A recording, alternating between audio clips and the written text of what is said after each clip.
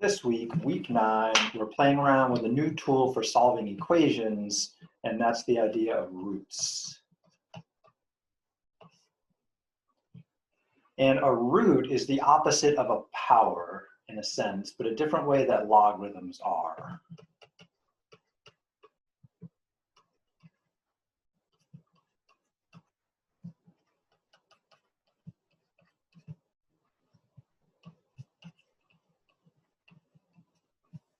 So some examples of roots, we're familiar with taking 2 and squaring it and getting 4.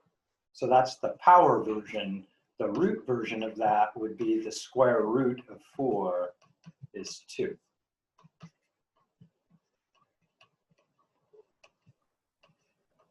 And negative 2. Yeah, I'll get to the negative part. Thank you. But this symbol right here, the only answer is 2. So the square root of 4 is 2. This symbol I'm using here as a shorthand for square root technically is called the principal square root.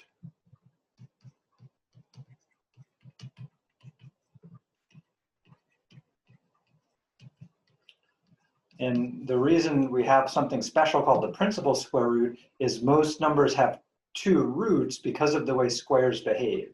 So just like 2 squared is 4, if I take negative 2 in parentheses, that's negative 2 times negative 2. Negative times a negative is a positive. 2 times 2 is 4. So another square root of 4 is negative 2.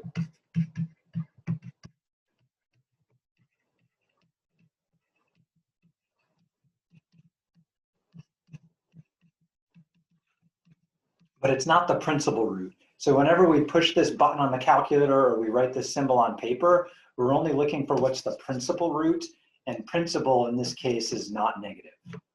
So principal square root could also be called the non-negative root. Thank you. And more specifically, I guess I better say square root, because there are other kinds of roots. So if you did happen to want this version of the square root, then the only way to get a calculator or to write it down on paper is to put a negative sign in front of the symbol. So if you put that together like this, the negative in front of that is the other root.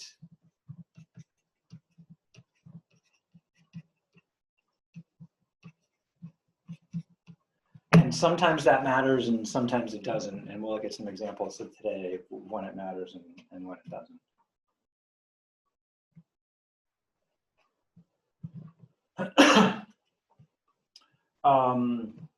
Let's see. It's a handy symbol because sometimes I can just look at it and guess. So, oops, wrong button, sorry. So if I'm asked for, say, the square root of 9, I remember that 9 is 3 squared, so 3 is the number. So another way to think about the root, just by focusing on this symbol right here, this symbol asks us what number squared is 9. So that's the question the symbol asks us. And sometimes it's pretty straightforward. I can say, oh, well, 3 squared is 9, so 3 has to be the root. 3 is the number I would square. But not all numbers are perfect squares, like the square root of 10, for example. Right? I don't know what number I would square to get 10. 12 is another example. What number times itself is 12? Now I know 3 times 4 is 12, but that's not the same number. So the square root has got to be somewhere in between there, 3 and the 4. And so there's a lot of techniques to find it, the easiest of which is the button on your calculator. So I just go out to my calculator. And, oops, that's the wrong one, I want the scientific one.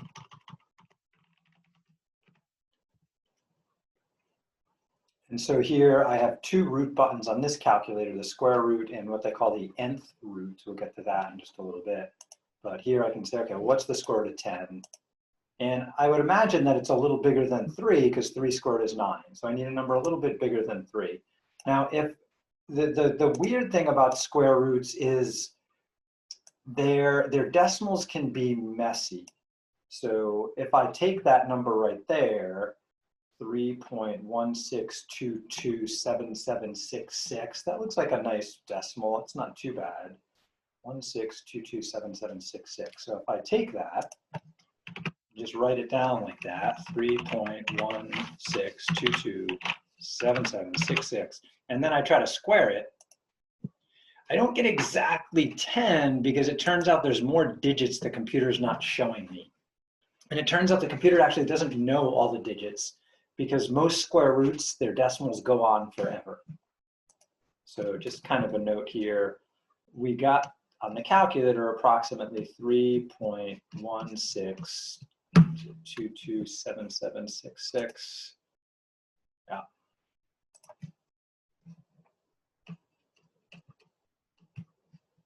And the calculator just stopped here.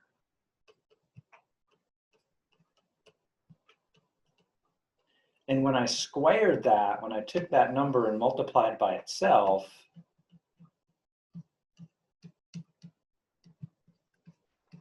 I didn't quite get 10. I got 9.999, and the calculator kind of ran out of room for the 9, so I'm not exactly sure where it was supposed to stop. But the problem with a lot of square roots, if it's not a perfect square, we just get this decimal approximation. And that number inside, like the 12 or the 10 or the 9, that number is called a radicand.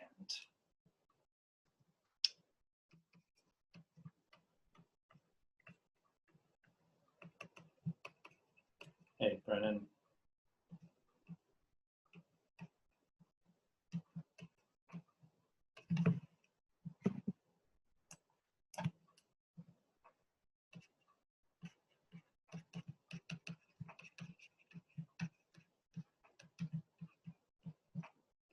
And often the result is called a radical, the answer.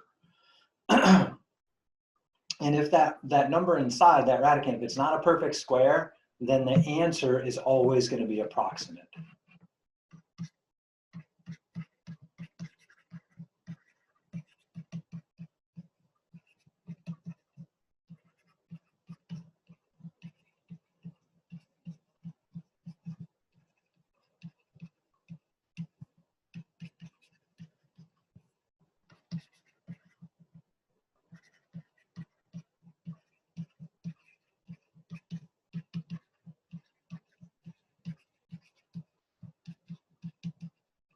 So as soon as we push that button on the calculator, we no longer have an exact answer.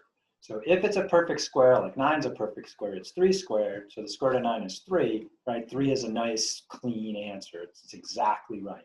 But for any other number, I try to take the square root. If it's not a perfect square inside, then the answer from the calculator is just going to be an approximate. I can't get an exact answer. So if somebody said, hey, find the square root of 10 exactly, the square root of 10 exactly is just that symbol, the square root of 10. Oops, wrong way.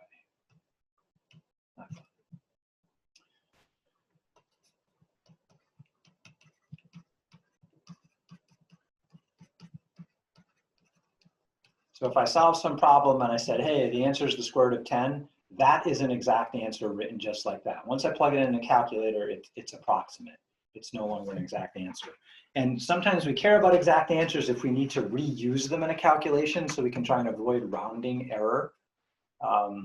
So there will be occasions in some of the problems where we'll be asked for an exact answer, but usually it's just an approximate answer. Sometimes we can clean up answers. So for example, I mentioned the square root of 12 is not a perfect square, right? 3 squared is 9, 4 squared is 16, so the square root of 12 is somewhere in between 3 and 4. We can ask the calculator what it is. And again, you got to get used to using your calculator to get the right button. So my Google calculator here, I have the square root button, so I can ask it, what's the square root of 12? It likes parentheses, and I get 3.464 blah, blah, blah. So I'm just going to go to, let's say, 5 decimal places. So 46410 would be the 5 decimal places.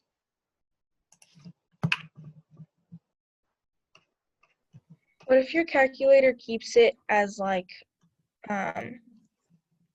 2 square root 3? How do you get that? Okay, so that's what I was going to get at next.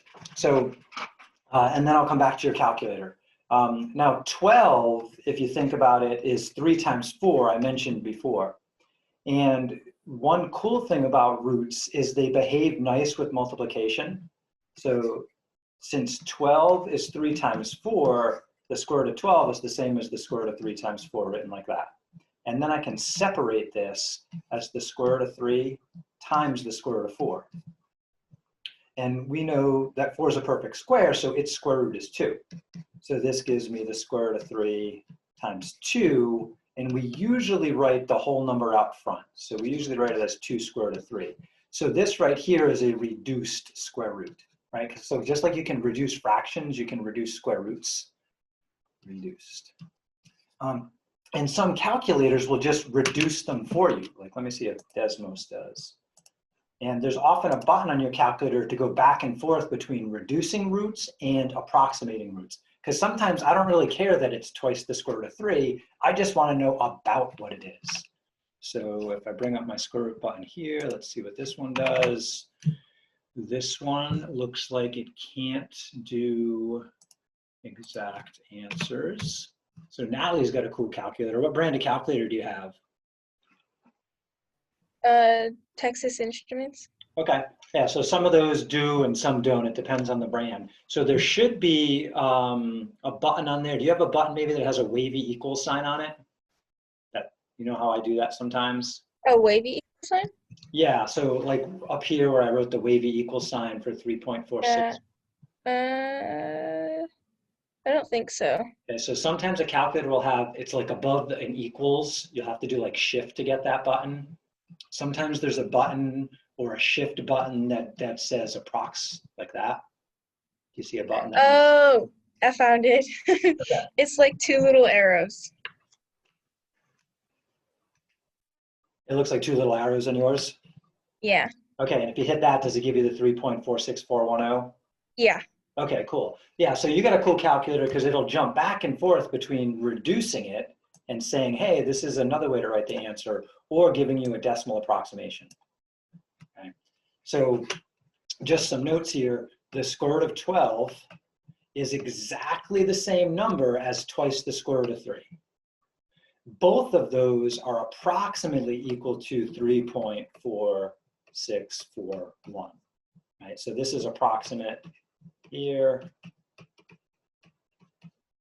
and these two answers are exact up here. So just like we try to reduce fractions when we can, we'll often try to reduce these radicals when we can. But usually we just want to know what is it about? What's it approximately? I just need like to the nearest inch or something. So often we'll be okay with an answer like that. All right, so there are other kinds of roots. We'll get to those in a minute. The point of a square root is they cancel out a square. So if you look back what I wrote earlier over here, for 9 is literally equal to 3 squared. And one way you can look at this next pair of things that are equal here is that the root symbol canceled with the square symbol is one way to think about that, which is kind of nice. So square roots cancel squares is the moral of the story, just like multiplication cancels division and vice versa.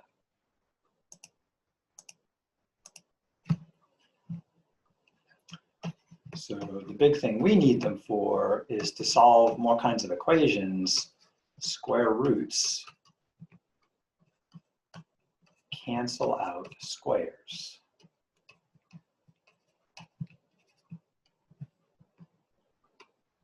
Most of the time. I'll show you what I mean by that. So suppose I'm thinking of a number, and I want you guys to guess the number. So I'm thinking of this number, I'm gonna call it X, and I'll give you a hint. I squared this number, and I got 9. What number was I thinking of?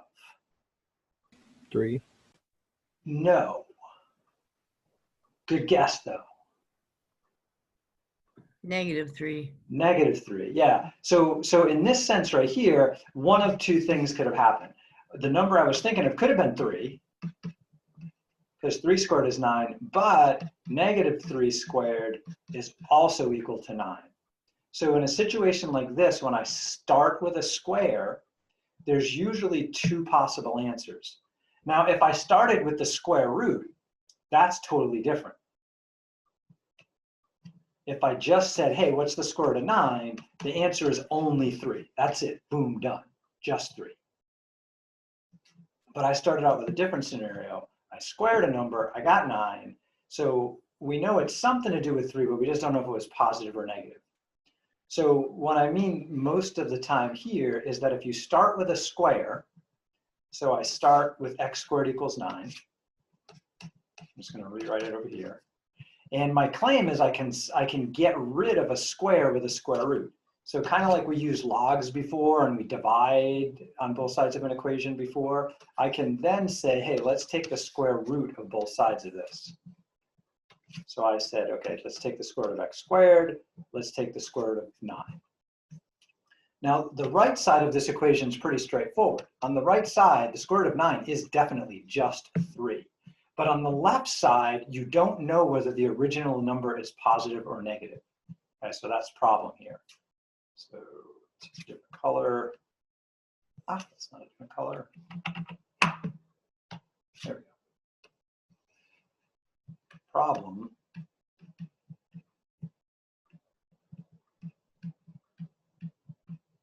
We don't know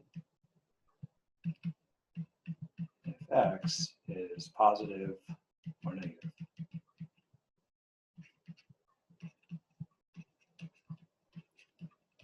So to make up for that lack of information, we just say, okay, if we really want that to be a cancel there, then we put a plus or a minus because we just don't know if it's plus or minus. And the way we read that is x is plus or minus 3. X is positive 3 or x is negative 3. There's two possible answers here. So since we didn't know the sign, we just say, okay, fine, it could be plus or it could be minus. We get two answers instead of one answer. So this is a new problem that we've encountered because before when we solved equations, like if I said 3 times some number is 12, we would all just say, oh, well, if we divide by 3, 3 over 3 is 1x, right? The multiplication and division cancel each other. And on the other side, 12 divided by 3 has got to be 4. There's only one answer. But now with the roots and squares, sometimes we get more than one answer. And we have to think about, okay, do we need two answers here? Some of the time we do, some of the time we don't. So some places this comes up. So I'm just going to give you one basic one, and then I'm going to set you into the lesson, and we'll come back and look at other kinds of roots, like cube roots and fourth roots. But this is the Pythagorean Theorem. You may have heard of it somewhere or seen it before.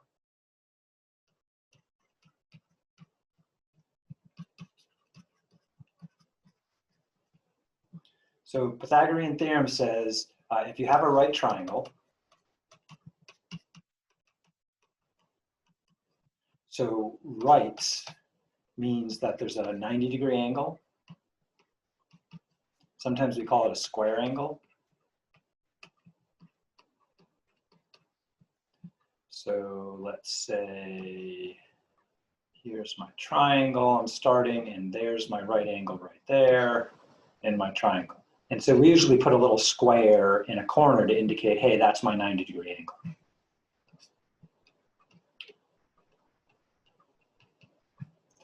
The sides that come off the angle are called the legs. So this side right here is a leg, this side right here is a leg, and they come off the angle. The side opposite is the hypotenuse. So just a couple vocabulary words for geometry here. In a right triangle, a leg is adjacent next to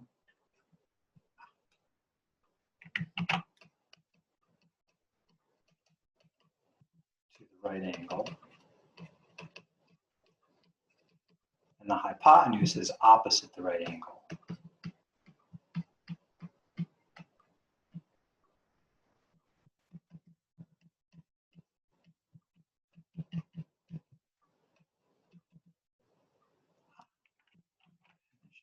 Okay, there we go. And usually, instead of calling them legs and hypotenuse, we abbreviate them with letters. So let's say that's still my right angle to the best of my artistic ability there today. So A is one of my legs and B is the other leg. So I measure this side, I call it A. I measure that side, I call it B. The hypotenuse we usually call C. Right? So we measure each side.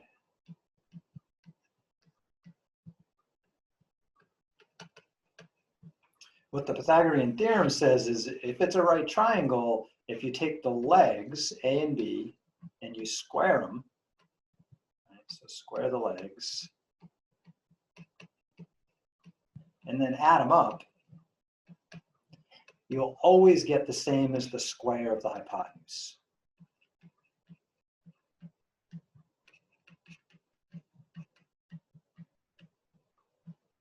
If it's a right triangle. This will always happen right there, which is kind of cool. So just a couple of examples of Pythagorean theorem and how these roots are going to come into play with that.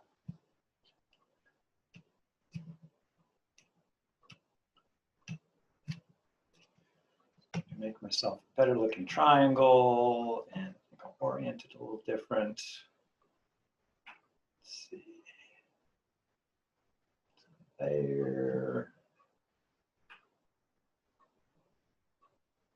And about there. All right, so I'm making some sides and I'm trying to use the grid to measure them.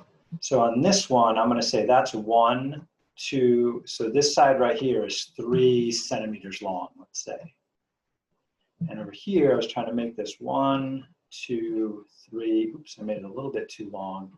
I wanted this one to be 4 centimeters. So what I want to know is if I measured, oops, different color please, there we go. If I measured this side right here, what would it be? So I'm going to have the Pythagorean theorem help me figure that out. So what I believe I know here is that this side is 3 exactly, that side is exactly 4, and this is a right angle right there. So the Pythagorean theorem says, again, that a squared plus b squared equals c squared. I know a is 3, so I got a 3 squared. I know b is 4, so I got a 4 squared. I don't know what c is, so this side right there I don't know yet, but if I measure it, I want to figure out what it would be. So the best I can do is say right now is just c squared. 3 squared is 9, 4 squared is 16, 9 and 16 is 25. So then this here says, what number can you square to get 25?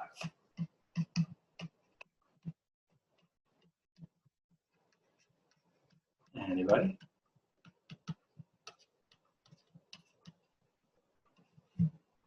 What number can you square and get 25? Either 5 or -5.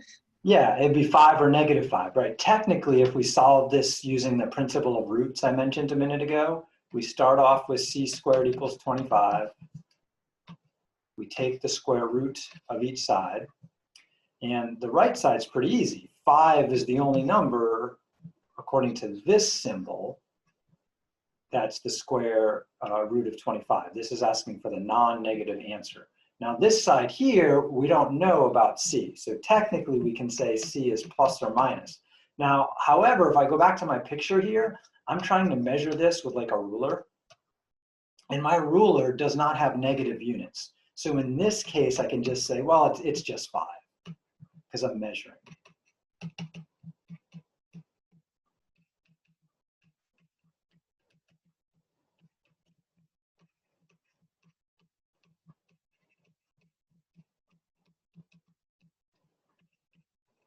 Since we're measuring centimeters, just 5. So I can get rid of the negative, and I can just say, C is 5 centimeters is good enough. Yeah, so it turns out if we had a triangle that had a perfect right angle, and we went 3 centimeters this way and 4 centimeters that way, then it would have to be 5 across the diagonal. And sometimes people use this in like construction projects if they're double checking if their walls meet at a right angle. So they might have 2 walls that meet, and we measure from the corner like 3 feet out on one wall, 4 feet out on the other wall. And if the wall was built right and it was supposed to be a right angle, it should be 5 feet from point to point, here to there. Just kind of cool. So that's a use of the Pythagorean theorem. And we can use that to find the length of any side that we want. It doesn't necessarily have to be the hypotenuse. So a quick example of doing another version, let's try. And sometimes these come out to messy numbers. Here I got a nice number, but they're not always nice numbers. As we saw earlier, like the square root of 12 is 3.464 or something like that. Let's do one more of these and then I'll set you free to work. Suppose that I've got a triangle.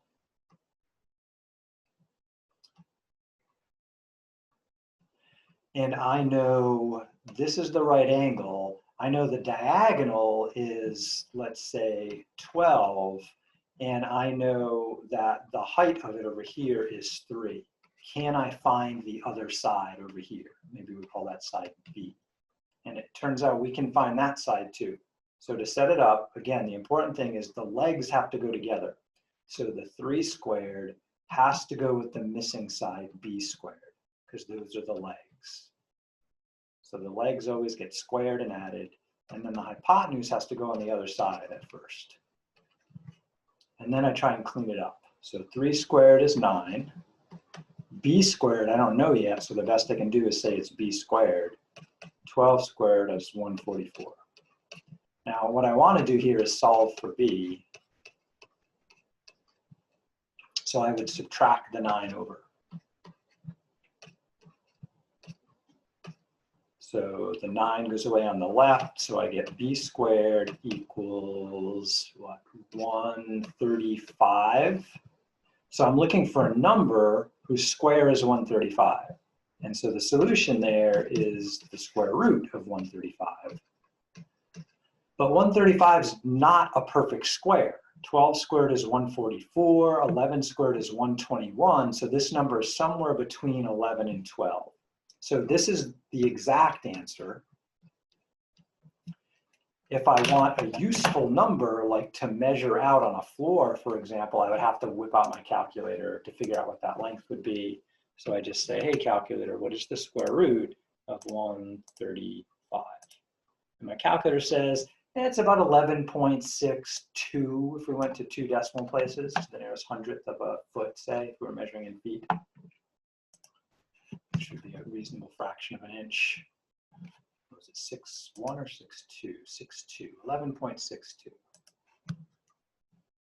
So B is approximately 11.62. So that's the measurement that works here. Now, I didn't draw my picture to scale. Sorry about that. So this looks smaller than it should be. So I guess I should try and do a better job. 1, 2 would be there. 3 would be about there. And then 1, 2, 3, 4, 5, 6, 7, 8, 9, 10, 11, 12 would be out there. So my point would be over there. To draw this better. So this is more what that looks like. Sorry, my first drawing was so bad. So that would be 3. If this side is about 11.62, then the diagonal should be 12. That's what we just discovered. All right, so this is a couple of many uses of roots. I'm going to have you guys team up on the lesson. It is not due till Wednesday, but we should be able to finish it today, no problem. And be a little ahead of the game and work on homework stuff next class. Let's reset it. So there are a few different parts for this. The beginning just talks about what square roots are. And I've gone over most of this stuff with you right here. And I have a few basic examples of trying to find a square root. So we'll start off with the first page. I'll check on you to see if there's any trouble. And then we proceed from there to look at the braking distance problem again. This time, instead of given the speed and finding the distance, we're going to be given the distance and try and find the speed.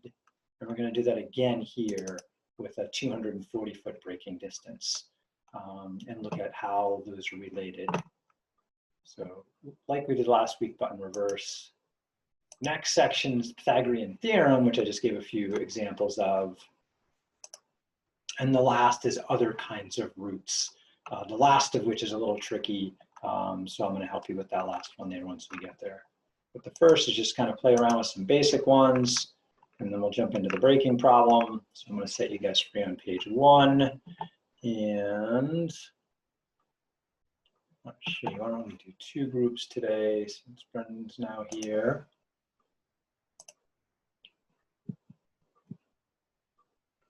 It just went wrong there. Oh, 2.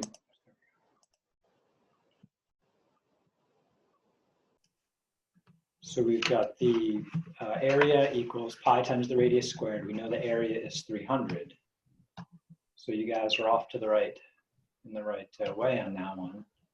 So I could write it as 300 equals pi times the radius squared, or I could write pi times the radius squared equals 300. Right. Doesn't matter which side of the equal sign. But I got to get rid of the pi because I want to know what r is. So we would divide by pi, like you said. And then that cancels it out on that one side. Yeah, a number divided by itself is 1, and 1 times r squared is just r squared. And That's what I was trying to tell you, but Gary, of course, does it much better. Well, it's But nice I to do have it on see. my It's nice notes. to see the writing too, right? It's hard to describe what you write. So it's Right, I have it wonderful written that you- exactly like you do, Gary. Yeah. And then here, now we could go right to the calculator and say, hey, what's 300 over pi? But then we're going to get a whole bunch of decimals. So to avoid extra rounding error, I would just take the square root right here. Now, technically, the square root and the root cancel if I put a plus or a minus on the other side. But here we're measuring a radius. So a negative radius doesn't really make sense. So although technically we need the plus or minus, we can say, nah, we don't really need it here. So on the calculator, I would enter it like this with the 300 and the pi inside the root. And now I'm ready to get the approximation. Right, and that's, I think, what Natalie finally figured out I was trying to tell her, right, Natalie? Yeah. Yeah, so just to double check, square root, and then inside I've got a fraction, and I happen to have a fraction button here, 300, and then pi in the bottom. If I don't have a fraction button, then I got to use parentheses, and Google starts me with parentheses. And my guess is Natalie's probably stacks it pretty like my other calculator. Yeah, mine stacks it. Yeah, that Wabbit one does too, it stacks it. Mm-hmm. Yeah, so I get 9.77. If I had rounded with pi earlier, like I tried to take 300 over pi ahead of time, and say I called That's it what we got. 95.49, and then I take the square root in a different step, I'm going to get a slightly different answer. So if I said it was 95.49, like I rounded early, notice the answers are a little bit off in the 3rd decimal place. Since we're only going to 2 decimal places, we got lucky. It didn't really affect us much. But you do want to be careful about intermediate rounding. Usually I try to avoid it because my calculator can handle more complicated things. All right, nice work.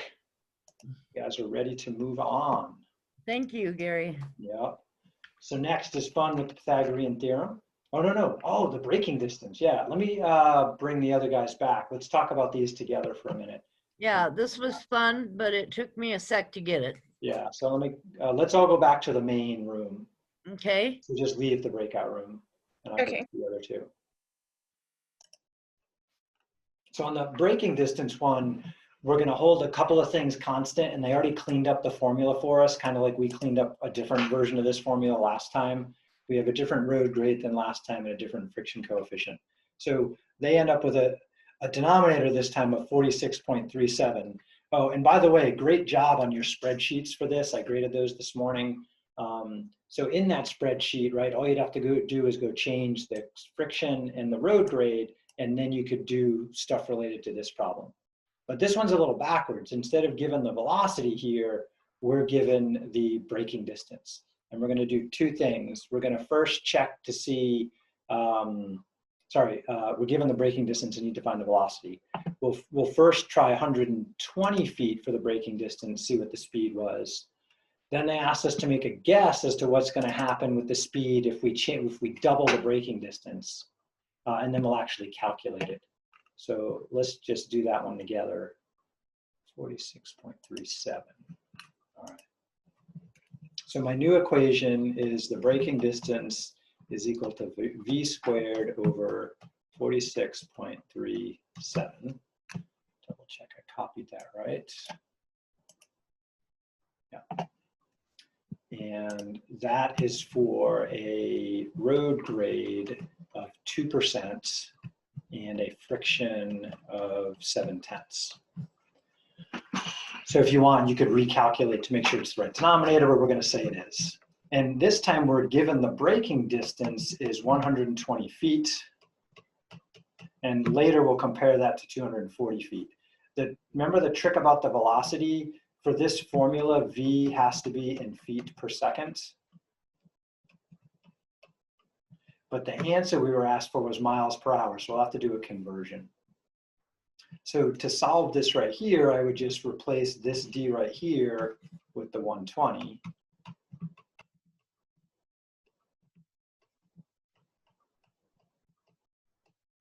And then I'm trying to find what the velocity was, the speed. So to get rid of this division, I'm going to multiply both sides by 46.37.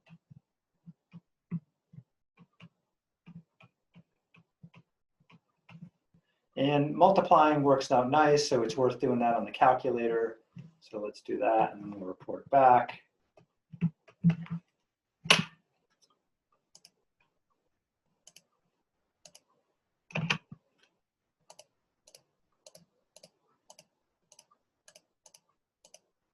So I get 5,564.4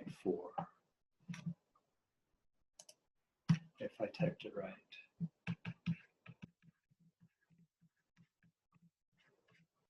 And then to get rid of the square, that's when we use our square root. So I'll take the square root of both sides. And although you can have a negative velocity here, we're just saying, hey, the velocity is positive. So we're not going to worry about the plus or minus. So our velocity is just going to be the square root of that number, whatever that turns out to be. And because of the way this equation was set up, that answer, or whatever we get, is going to be feet per second.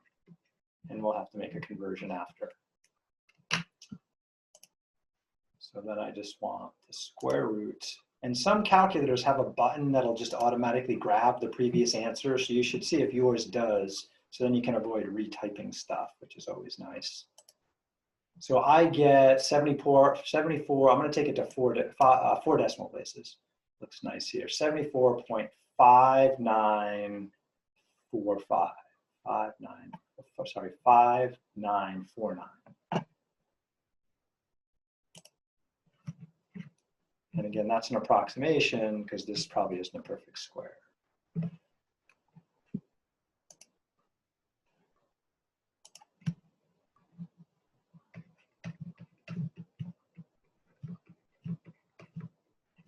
And again, that is feet per second. So then we got to convert to miles per hour. So that's kind of the reverse of what we did last class. So to get rid of feet, I put feet in the bottom, miles on the top, and that's 5,280. So whereas before we were multiplying, now we're dividing by 5,280. And then we're going to get rid of seconds by switching from bottom to top. And there's 3,600 seconds in 1 hour. So to make the conversion to get the answer the computer wants, we're going to have to divide by 5,280, multiply by 3,600, which we can just do on our previous answer on the calculator. So I could either use the rounded answer or my previous one. I'm just going to have the computer say, hey, here's my previous answer. Divide by 5,280, and then multiply by 3,600. So I get almost 51 miles per hour. So I'm going to call it 50.86. They asked for 2 decimal places. So 50.86. Okay.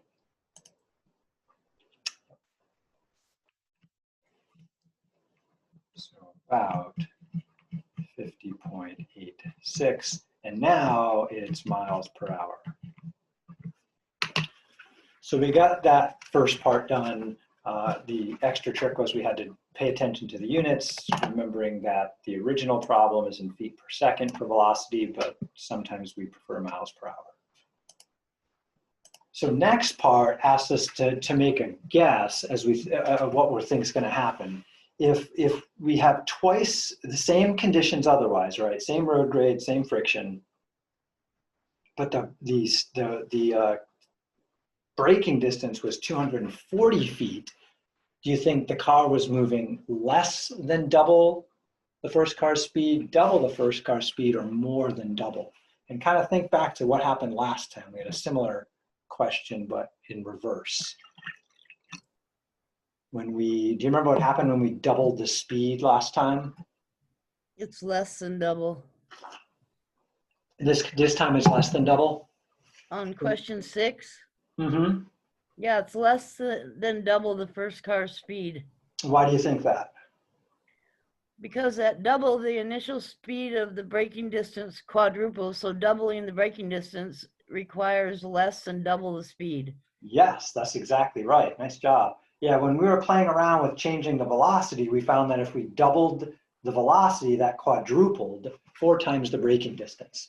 Going the other way, if we double the braking distance, it should be like a quarter of the speed. If we think about the problem we had last time, so it should be less than double the first car's speed. Yeah. And we're going to prove it by actually making the calculation for a double long braking distance of 240. So we're just going to repeat the same steps we did back here, but instead of 120, we're going to do it with 240.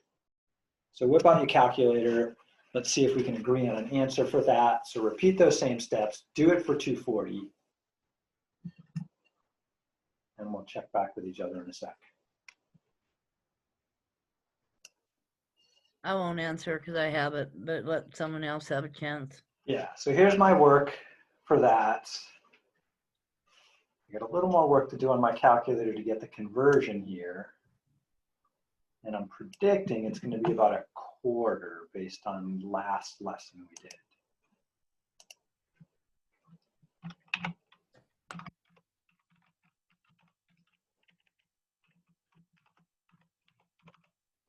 All right, so I got, let's see, 71.2. Did I make a mistake? That doesn't look right. It's 71.93. 71.93, sorry. Yeah, you 71.93. said round it to 2 decimal places. Oh, I see why my guess was wrong. Interesting. No? Yes. Okay. 71.93 is what I got. So my guess at a quarter was wrong. It's not. The shorter one is not a quarter. It's more like 60%.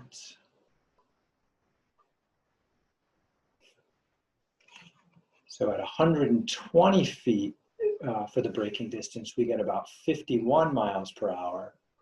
At 240, we get 72, roughly.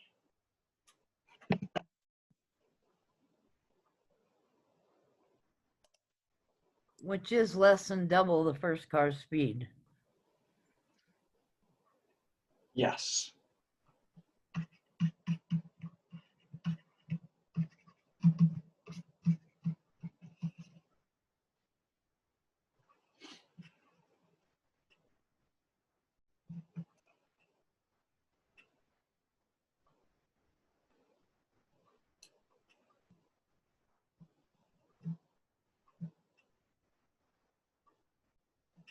And so I'll make a little note about how I made a guess and was wrong and why I was wrong.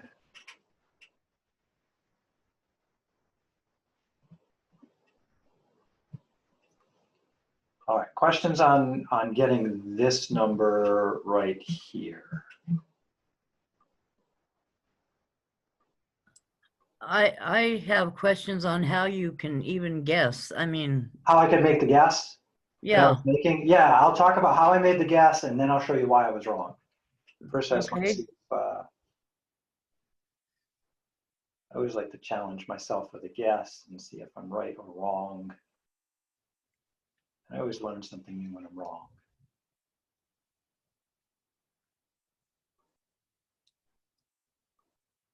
All right, so I take it you guys are okay on coming up with that calculation there? All right, so I'm just going to go over how I was guessing. I was guessing that the first speed, the 50, was going to be about half of this second speed there.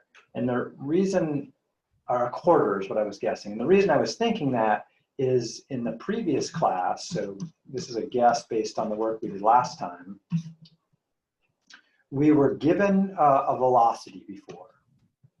And then we were calculating the distance. And then we doubled the velocity to see what happened. And what we found is it ended up being 4 times the distance. So I was thinking, oh, well, if doubling the velocity gives 4 times the distance, I was guessing then if we're going the other way, switch color. If I'm trying to go the other way, and I start with some distance and that gives me a lot of velocity, then I double the distance. I was thinking like, 2 is half of 4. I was guessing somehow this was going to be a quarter. My first guess was a half, and then I switched it to a quarter. And okay. I can kind of see why that's wrong here. And where it's wrong is hidden in here.